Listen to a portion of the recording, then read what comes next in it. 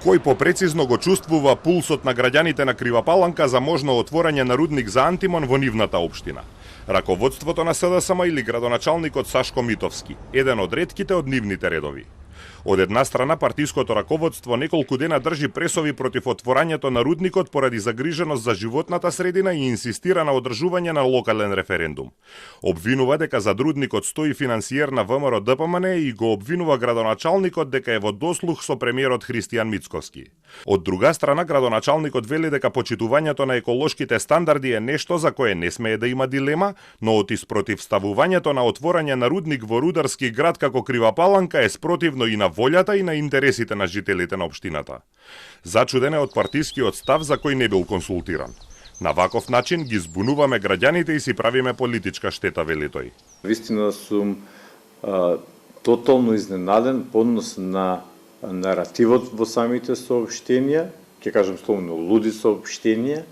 За жал, никој ми се нема јавено да ме праша кој е моето лично мислење, да ме праша што мислат граѓаните на Крива Паланка по однос на ова прашање. А јас најодговорно тврдам дека моите одлуки ги носам единствено врз основа на потребите, информациите и барањето на граѓаните на Крива Паланка.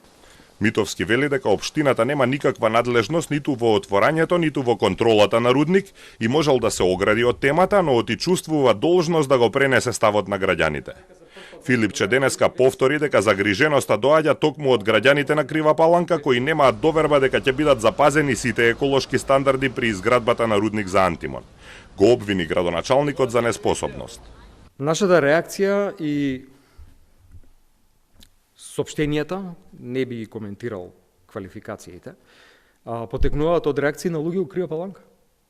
Како ние ќе бидеме сигурни дека тој систем таму ќе биде систем кој што ќе ги почитува сите еколошки стандарди? Како граѓаните ја кажуваат загриженоста, не сме го измислиле ние тоа. При тоа граѓаните викаат како може еден градоначалник кој што не може 10 крави да исконтролира, утре ги контролира таков рудник.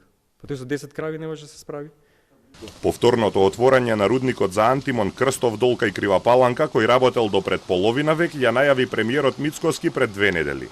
Во моментов се вршат теренски истражувања дали е исплатливо отворањето.